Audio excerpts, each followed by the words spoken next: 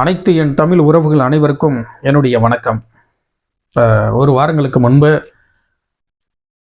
விடுதலை சிறுத்தையின் கட்சியில் இணைந்து இரு மாதங்கள் பணி செய்த அண்ணன் ஆதவு அர்ஜுனா அவர்கள் ஒரு விமர்சனம் வச்சிருந்தார்.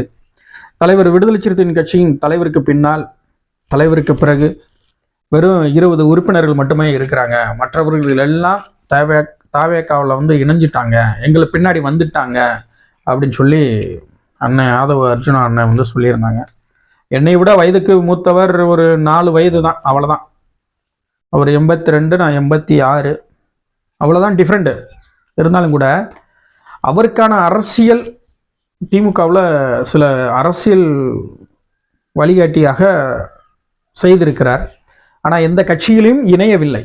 ஆனால் விடுதலை சிறுத்தைகள் ஃபஸ்ட்டு இணைந்து இந்த தமிழ்நாடு ஃபுல்லாக ஒரு துணை பொதுச் செயலாளர் ஆதவ அர்ஜுனா, விடுதலை சிறுத்தையின் கட்சியினுடைய துணை பொதுச் செயலாளர் அப்படின்னு அறிமுகம் ஆன பிறகு பட்டி தொட்டி எல்லா மாவட்டங்களுக்கும் இவருடைய பேர் அறிமுகம் ஆகிறது. அதற்கு முன்பு இவருடைய பேரு யாருக்கும் தெரியாது. ஆனால் மிகப்பெரிய ஒரு பணக்காரர். அவருடைய மாமனார் ஒரு லாட்ரி டிக்கெட் விற்கக்கூடியவர். அவருடைய மருமகன் அப்படின்னு தான் தெரியும் ஒழிஞ்சு இவர் அரசியல் ரீதியாக வெளிப்படையாக இந்த தமிழ்நாடு ஃபுல்லாக தெரியலாம். விளையாட்டுத்துறையிலும் இருக்கிறார். இருந்தாலும் இவ்வளவுக்கு பிரபலம் ஆகலை. விடுதலை சிறுத்தைகள் கட்சி இணைந்த பிறகுதான் இவருடைய பேரே பிரபலம் ஆகுது. வெளிப்படையாக தமிழ்நாடு ஃபுல்லாக பரவுது. அது விசிக தொண்டர்களும் விரும்புகிறாங்க. இணைந்த பிறகு அவருடைய பேச்சுகள், அவருடைய பேட்டிகள்லாம் எப்படி இருந்துச்சு தெரியுமா? மிகப்பெரிய அது இன்னைக்கு காமெடியா போயிருச்சு. அன்னைக்கு வீரமா பேசுறாரு. விடுதலை சிறுத்தைகள் கட்சி தலைவரையோ ஓங்கி பிடிக்கவோ இல்லை அந்த சமூகத்தை ஒரு அங்கீகார பொறுப்புக்கு உட்கார வைக்கணும் அப்படின்னு சொல்லி ஆதவ அர்ஜுனா இவ்வளவு திறமையா பேசுறாரே அப்படின்னு சொல்லிட்டு சில இளைஞர்கள் அவரை பெருமை பேசியது உண்டு. வாழ்த்துக்கள் சொன்னதும் உண்மைதான். தமிழ்நாட்டு அரசியல்ல கூட்டணியில இருந்தாலும் திமுக அரசு அதுக்கான அங்கீகாரம் கொடுக்கணும். துணை முதல்வர் பதவியை விடுதலை சிறுத்தையின் கட்சிக்கு கொடுக்கணும், எங்களுடைய தலைவருக்கு கொடுக்கணும்னு முழங்கினார். அதிகாரத்திலும் பங்கு, ஆட்சியிலும் பங்கு அப்படின்னு முழங்கிய ஆதவ் அர்ஜுனா அவர்கள் 2 மாதங்கள் அதற்குள்ள இவருடைய வேலைகள் பிஜேபியினுடைய தொடர்புல இருந்து கொண்டு இந்த விடுதலை சிறுத்தையை திமுக கூட்டணியில இருந்து பிரிப்பது, இதுதான் அவருடைய வேலை திட்டமாக இருந்திருக்கிறது. இப்போதுதான் வெளிச்சத்துக்கு வருகிறது. அது எங்களுடைய தலைவர்கள், 2ஆம் கட்ட தலைவர்கள் மிக சிறப்பாக புரிந்து கொண்டு அவருக்கான ஒரு டிவி நிகழ்ச்சியில கொடுக்கும் போதிலே திமுகவுக்கும் விடுதலை சிறுத்தைக்கும் என்ன பிளவுகள் உருவாக்க முடியுமோ அந்த அளவுக்கு ஒரு தாக்கமான ஒரு விமர்சனத்தை வைக்கிறார். தலைவர் சொல்லிதான் அனுப்புறாரு, நாசுக்கா பேசுங்க, வைங்க, நம்ம கூட்டணி கட்சி, நம்ம தொடர்ந்து நம்ம இணக்கமா இருக்கிறோம், இது அதுக்கான காலங்கள் வரும், அப்போதும் நான் கேட்டுக்கொள்கிறேன் அப்படின்னு சொல்லி தலைவர் சொல்லியும் 2ஆம் கட்ட தலைவர்கள் சொல்லியும். ஆனா இவர் கூட்டணி உடைப்பதற்காக ஒரு புரோக்கராக வந்தவர் தான் ஆதவ் அர்ஜுனா அவர்கள். அதனாலதான் அவர் 2-3 மாதங்கள் இந்த கட்சியில தொடர முடியவில்லை, பணி செய்யவும் முடியலை. அது தலைவர் நல்லா புரிஞ்சுக்கிட்டாங்க. புரிஞ்ச பிறகுதான் அவருடைய சில இடைக்கால தடை கொடுக்குறாரு. நல்ல மிகப்பெரிய ஒரு உண்மையாக இந்த மக்களை நேசிக்கக்கூடியவர், இந்த சமூகத்துக்காக நேசிக்கக்கூடியவர், இந்த சமூகத்துக்கெல்லாம் அடிப்படை உறுப்பினர்கள் வேணும், நல்ல பதவிகள் வேணும், துணை முதல்வர் வேணும்னு முழங்கிய, தலித் மக்களுக்கு துணை முதல்வர் வேணும் அப்படின்னு முழங்கியவ ஆதவ் அர்ஜுனா அவர்களே, எப்படி உங்களுடைய விலகி போய் இன்னொரு கட்சியில இணைந்து கொண்டு ஒரு மாநாட்டில் கிட்டத்தட்ட 10 லட்சம் பேர் அங்கே நீங்கள் உங்களுடைய முகநூல்ல, உங்களுடைய வாட்ஸ்அப்பில், உங்களுடைய ஃபேஸ்புக்கில், உங்களுடைய இன்ஸ்டாகிராமில் வெளியிட்டிருக்கீங்க விடுதலை சிறுத்தையின் கட்சியினுடைய தொண்டர்கள் எவ்வளவு பேர் கலந்து கொண்டார்கள் அப்படின்னு சொல்லி உங்களுடைய இதிலே பதிவு பண்ணியிருக்கிறீங்க. இன்னைக்கு ஏதோ ஒரு கட்சி அண்ணன் விஜய் வந்தார், அந்த விஜய் கட்சிக்கு பின்னாடி போயிருக்கிறீங்க, உங்களுக்கான பொறுப்புகள் இருக்குது, வாழ்த்துக்கள். நீங்கள் எந்த கட்சியில் வேணால், அது யாரும் தடுக்க முடியாது. யாரும் இந்த கட்சியில் தான் இருக்கணும் அப்படின்னு யாரும் தடுக்க முடியாது. அது உங்களுடைய உரிமை. விடுதலை சிறுத்தைகள் 2-3 மாதம் இருந்தீங்க, அதுக்கான களப்பணிகள் செய்தீங்க, அதுக்கான சில வேலைகள் திமுகவையும் விடுதலை சிறுத்தையும் பிரிக்கணும் அப்படின்னு சொல்லி உங்களுடைய செயல் திட்டம் இருந்தது.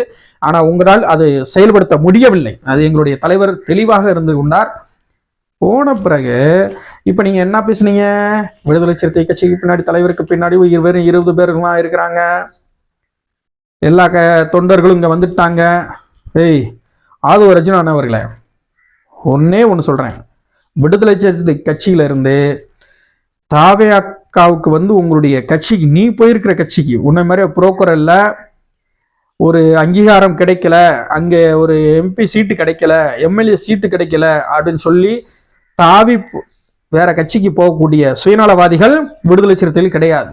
1-2 பேர் இருப்பேன், அவன் ரசிகரா இருப்பேன், அவனுக்கான அரசியல் தெரியாது, அவனுடைய உரிமைகள் தெரியாது, முட்டாப்பைய அறிவட்டவன், அவன் போய்வான். விடுதலை சிறுத்தைகள் எல்லாரும் அங்க வந்துட்டாங்களே. நீ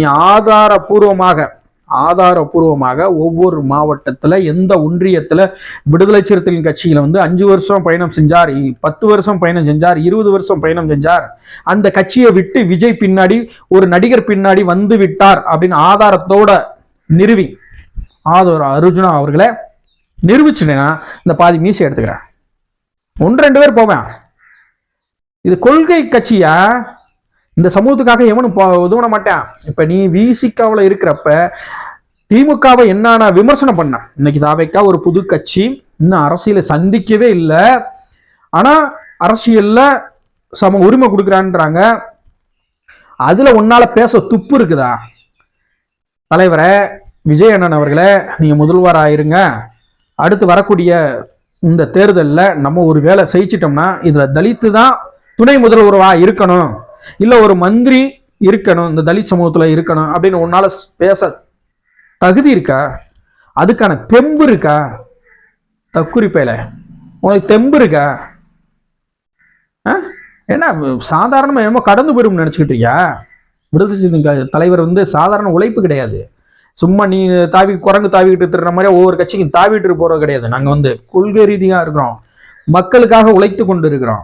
எங்களுடைய வரலாறுகள் நீ படிச்சு புரிஞ்சுக்க. முதல்ல சும்மா ஏதோ ஏனா போனான்னு மற்ற கட்சிக்காரங்களை போரு விமர்சனம் பண்ற மாதிரி விடுதலை சிறுத்தை தலைவரையோ அந்த கட்சியவோ அங்க இருக்கக்கூடிய தொண்டர்களை விமர்சனம் செய்தேன்னா உன்னால இங்க அரசியலை செய்ய முடியாது. நீ எந்த கட்சியில வேணா இரு, ஆளுங்கட்சியில இரு, எதிர்கட்சியில இரு, இன்னைக்கு வந்திருக்கிற விஜய் கட்சியில கூட இரு, நீ எந்த கட்சியில வேணா இரு, நாகரிகமா அரசியல் செய்யணும். அப்ப யார வந்து ஏமாத்துற? நீ விடுதலை சிறுத்தையில இருக்கிறப்ப கோரிக்கைகள்லாம் இப்போ உன்னால விஜய் கட்சியில இருக்கிறீல, உன்னால அது சொல்ல உனக்கு தைரியம் இருக்குதா? சரியான ஆம்பளைனா அதை சொல்லு. துணை முதல்வர் கேளு, இந்த தலித் மக்கள் தான் துணை முதல்வராக இருக்கணும், அமைச்சர் பதவியெல்லாம் 2-3 அமைச்சர்கள் வந்து இந்த தலித் சமூகம் தான் இருக்கணும் அப்படின்னு சொல்லி நீ வெளிப்படையா நீ பேசு பார்ப்போம்.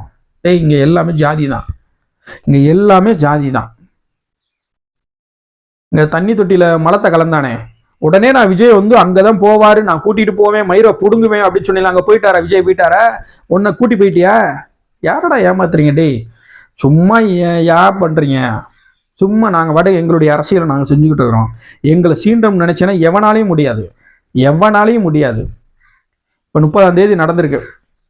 திருப்பூர் மாவட்டத்தில் 8வது படிக்கக்கூடிய மாணவன் அங்கே இருக்கக்கூடிய உயர்ந்த சாதின்னு சொல்லுங்க, பள்ளிக்கூடத்தில் அவன் கருப்பா இருக்கிறான் அப்படின்னு சொல்லிட்டு மாட்டு சமூகத்தை சேர்ந்தவர்கள் 2 இளைஞர்கள் சேர்ந்து அங்கே பள்ளிக்கூடத்தில் இருக்கக்கூடிய குப்பைகள் எரிக்கக்கூடிய அந்த தீயில இந்த மாணவனை, தலித் மாணவனை வந்து தள்ளி விட்டுருக்கான்.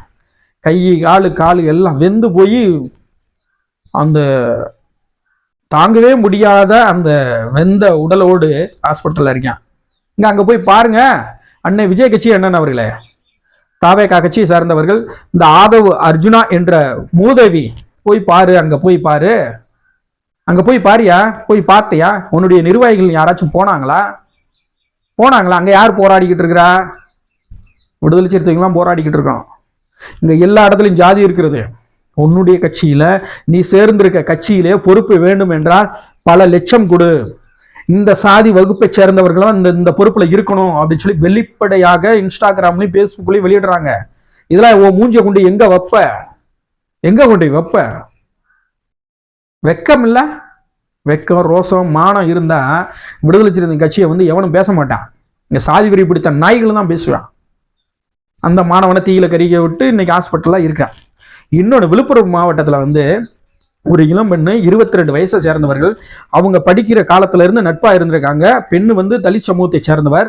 இன்னொரு வன்னியர் சமூகத்தை சேர்ந்தவன், அவன் லவ் பண்றேன்னு சொல்லி அந்த பெண்ணை ஏமாத்தி சென்னையில வேலை பார்க்கக்கூடிய அந்த பெண்ணுடைய அலுவலகத்துக்கு போய் ஏதோ ஆசை வார்த்தைகள் சொல்லி இந்த நாடக காதல் இது அது இதுன்னு சொல்லி இங்க விமர்சனம் பண்ணாங்கல்ல, ஒண்ணுக்கு உபயோகப்படாத நாய்கள் நாடக காதல்னு சொல்லி. இன்னைக்கு வன்னியத்து சமூகத்தை சேர்ந்தவன் ஒரு தலித் பெண்ணை ஏமாற்றி அவனை திருமணம் செய்து பல 1 மாதம் 2 மாதங்களாக சென்னையில வாழ்ந்து கொண்டு அதற்கு பிறகு பெற்ற தாய் தகப்பனுக்கு தெரிந்த பிறகு வீட்டுக்கு கூட்டிட்டு வா அப்படின்னு சொல்லி அங்க இன்னைக்கு ஆவண படுகொலை நடந்திருக்கிறது.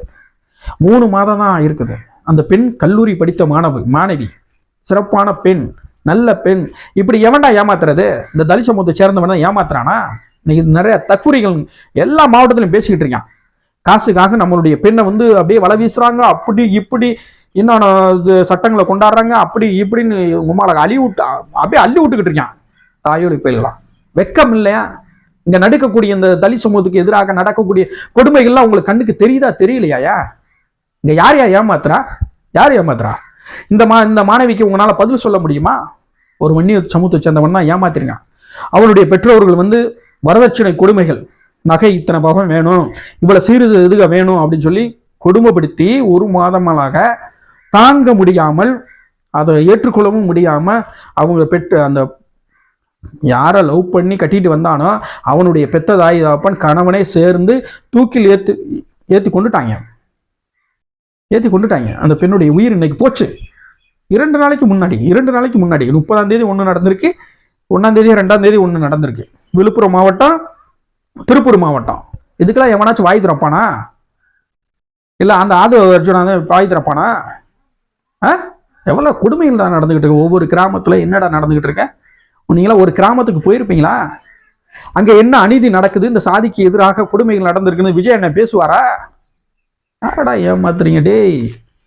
அப்பா உலகமலா நடிகர ஆதவ அர்ஜுனா அவர்களே, சிறந்த நடிகன் தான், சிறந்த நடிகர், சிறந்த புரோக்கரும் நீதான். இரு, நீ யாரை வேணாலும் அரசியல் பேசிக்க, விடுதலை சிறுத்தைகளை மட்டும் நீ பேசுனேன்னா நீ தமிழ்நாட்டுக்குள்ள எங்கேயும் நடமாட முடியாது. கரூர்ல நான் கிட்டத்தட்ட 40 சில்லறைக்கு மேல ஒரு உயிர்கள் போனது. 2 கர்ப்பிணி பெண்கள் கன்ஷுவா இருந்த பெண் சிசுகளோட இறந்துருக்கிறாங்க.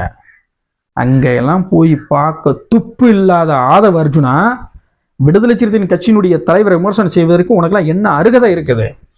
விஜயனே போனா அங்க கூட்டம் கூடுவாங்க, மறுபடியும் நெரிசல் கொண்டு வரும் அப்படின்னு சொல்லி கூட ஒரு இதில் ஏற்றுக்கிறோம். அது தவறு தான், அவர் போகாததும் தவறு தான். அவர் தான் ஃபர்ஸ்ட்டாக ஏர்போர்ட்டுக்கு போயிருக்கிறாரு. ஏர்போர்ட்டில் போய் அங்கே ஒரு பேட்டி கூட கொடுக்கல. ஒரு தலைவனாக ஒரு இயக்கத்தை உருவாக்கி இருக்கவர், ஒரு தலைவராக இருக்கக்கூடியவர், அவர் வந்த பிறகுதான் அங்கே பிரச்சனை உருவாகுது, தர உயிர்கள் பாதிக்கப்படுது. அவரே உட்கார்ந்து ஒரு பேட்டியில் கொடுக்க முடியல, ஏர்போர்ட்லாம் ஒரு பேட்டி கொடுக்க முடியல, ஒரு துக்கத்தை சொல்ல முடியல. நீ உனக்கு என்ன வந்துருச்சு? போய் ஆஸ்பத்திரி ஒரு நாள் பார்க்க முடிஞ்சு? அன்னைக்கு பார்த்தது திமுக தான் போய் பார்த்தது. அங்கே இருக்கக்கூடிய உதவிகள், ஹாஸ்பிட்டலில் செய்யக்கூடிய எல்லா உதவிகளும் அந்த மக்களை சந்திச்சு ஆறுதல் சொன்னது திமுக தான் செஞ்சது. என்ன ஊழலை ஒழிச்சிருவோம், அதை குளிச்சிருவோம். உன்னுடைய தலைவர் எத்தனை படத்துக்கு ஊழல் செஞ்சிருக்காரு தெரியுமா? இன்கம் டாக்ஸ் கட்டாம எத்தனை வழக்குகள் இருக்கு தெரியுமா? நீங்க இந்த நாட்டை காப்பாற்ற போறீங்களா? பெரிய ஊழல் இல்லாத ஆட்சியை கொண்டாட போறீங்களா? சொல்லுங்க, யாரை ஏமாத்துறீங்க? 1000 ரூபாய் 2000 ரூபாய் டிக்கெட்டு அவருடைய படத்தை இன்னைக்கு முடக்கி இருக்கிறது யாரு? பிஜேபி அழித்து உங்களால பேச முடியுதா? ஏன் இந்த படத்துக்கு தடை வச்சிருக்கிறீங்க? ஏன் இந்த படத்தை வெளியிட மாட்டீங்க? இங்க ஸ்டாலினா அங்க உன் படத்துக்கு தடை வச்சிருக்கிறாரு, அதை பேச வக்கு இருக்குதா? கொள்கை ரீதியாக எதிரின்னு சொல்றீல. பிஜேபியை இது வரைக்கும் உங்களுடைய தலைவர் விஜய் அவர்கள் பேசியிருக்கிறாரா? இல்ல நீ பேசியிருக்கிறியா?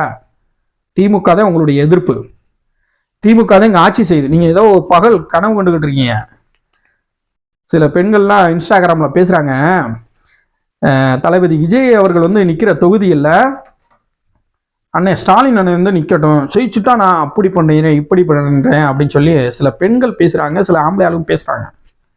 உண்மையான மிகப்பெரிய பிரபலம்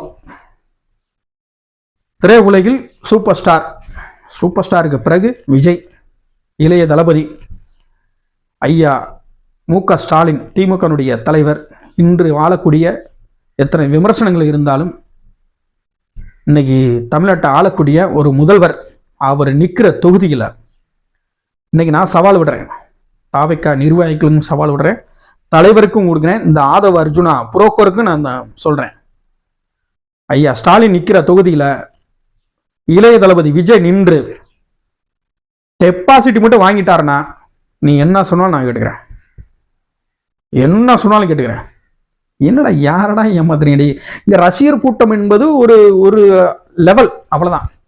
இங்க ஆட்சி திராவிட அரசியல் என்பது ஒரு இன்னைக்கு திராவிட அரசியல் வந்து இந்த பிஜேபி உள்ள கொண்டு வந்தனால அங்க நாசமா போயிட்டு இருக்குது. ஆனா திமுகவுடைய அரசியல் கொள்கை ரீதியாக அந்த கூட்டணி வந்து கட்டுக்கோப்பாக இன்னும் இருந்து கொண்டு இருக்கிறது. சாதாரண விஷயம் கிடையாது. வந்தவர்கள் போனவர்கள்லாம் வந்ததுமே நான் ஆட்சியில் உட்காரணும், அந்த முதலமைச்சர் சேர்ல உட்காரணும் அப்படின்னா சாதாரண விஷயமே கிடையாது. என்ன செய்து விட்டார் இந்த சமூகத்துக்காக, ஒட்டுமொத்த தமிழ் சமூகத்துக்காக இந்த விஜய் அண்ணன் என்ன செய்து விட்டார்? எத்தனையோ புயல் வந்திருக்கு, எத்தனையோ வெள்ளங்கள் வந்திருக்கிறது, எத்தனையோ மக்கள் கொரோனானால பாதிக்கப்பட்டு இருக்கிறார்கள். இந்த அண்ணன் விஜய் பல கோடி சம்பளத்து வாங்கக்கூடியவர், பல கோடிக்கு அதிபதி, எத்தனையோ கோடிகள் சம்பாதித்து வைத்திருக்கிறார். இந்த மக்களுக்காக என்ன உதவிகள் செய்திருக்கிறார் சொல்லுங்க பார்ப்போம். என்னங்கடா டேய், ஏன்டா அப்படி நாடகம் பண்றீங்க? என்ன நாடகம் பண்றீங்க? ஆதவ் அர்ஜுனா அவர்களே, நான் உனக்கு தான் வர்றேன். உன்னைய வச்சுதான் நாங்கள் விஜய் அண்ணனுக்கு நான் போய்கிட்டு இருக்கேன்.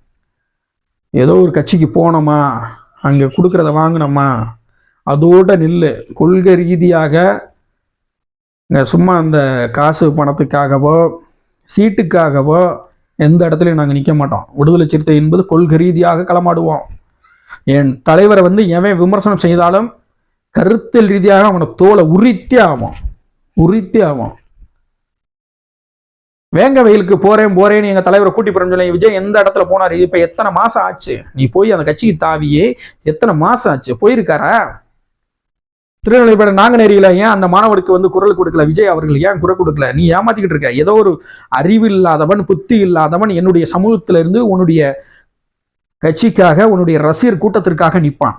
கொள்கை ரீதியாக படித்த இளைஞர்கள், இந்த அரசியலை புரிந்து கொண்டவன் எவனும் விஜய் அண்ணன் பின்னாடி நிற்க மாட்டான். எவனும் நிற்க மாட்டான். அவனுக்காக பிரச்சனை வரும்போது, அவனுக்கான ஊர்ல பிரச்சனை நடக்கும் போதுல விஜய் அண்ணன் வரப்போறது இல்லை. அங்க இருக்கக்கூடிய நிர்வாகிகள் வரப்போது இல்லை. அங்க இருக்கக்கூடிய இப்ப நிர்வாகிகள் ரசிகர்கள்ன்ற பேர்ல போயிட்டு அங்க இருக்கிற துன்பங்களை தாங்க முடியாம வெளியில வந்து கதறாங்க. நடந்துக்கிட்டு வெக்கம் இல்லாம நீ எல்லாம் பேசுற, எங்க தலைவரை பேசுறதுலாம் உனக்கெல்லாம் என்ன அருகதை இருக்குது? அடுத்து மாநாடு அறிவிச்சிருக்கோம், தமிழ் தேசிய மாநாடு. அன்னைக்கு பாரு 20 பேரா எத்தனை லட்சம் பேருன்னு பாரு. ஆதவ் அர்ஜுனா அவர்களே,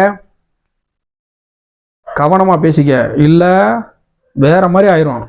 ஆதவ் அர்ஜுனா அவர்களே, நீ எத்தனை கோடி பணம் வையும், என்ன யாருடைய பெண் பலத்தில் இருந்தாலும் சரி, இந்த லாட்டரியை வந்து இங்க தமிழ்நாட்டுக்குள்ள ஊடுருவலாம் வச்சிடலாம் அப்படின்னு சொல்லி நீ ஒரு அஜெண்டா கொண்டு வந்திருக்க. அதெல்லாம் இங்க முடியாது. புரியுதா? கவனமா பேசிக்க.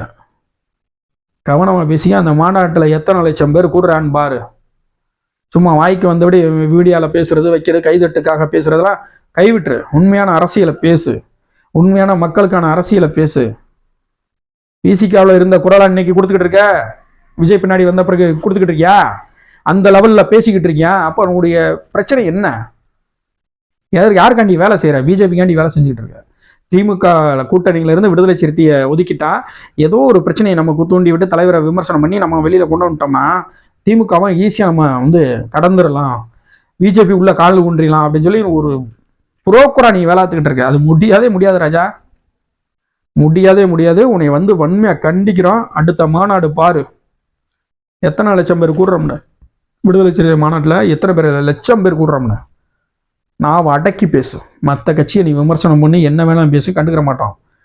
எங்களுடைய தலைவர் உழைப்பை வந்து நீ சுச்சமா நினைத்தனா அப்புறம் பார்த்துக்க, உனக்கு மரியாதையே கிடையாது. ஆதவ் அர்ஜுனா அவர்களே, மரியாதையே கிடையாது. வன்மையா கண்டிக்கிறோம். விடுதலை சிறுத்தைகள் கட்சி சார்ந்து ஆதவ் அர்ஜுனா அவர்களை வன்மையா கண்டிக்கிறோம். இது மாதிரியா விமர்சனங்கள் டிவி எதுலையும் பேசுனேன்னா கருத்தியல் ரீதியாக பேசு. உன்னால ஏதாச்சும் ஒரு இடத்துல இந்த பாதிக்கப்பட்ட மக்களுக்கு போய் உன்னுடைய தலைவன் நிற்க முடியுமா? இல்லை நீ நிற்க முடியுமா? எத்தனை கொடுமைகள் தான் நடந்துகிட்டு இருக்கே தமிழ்நாட்டில். ஒவ்வொரு நாள் எத்தனை கொடுமைகள் தான் நடந்துகிட்டு இருக்கு. அது போய் உன்னால நிற்க துப்பு இருக்குதா? உனக்கு அருகதை இருக்குதா? தைரியம் இருக்குதா? அங்க போய் நின்றுட்டு அப்புறம் எங்களை பேசுங்கடா டே.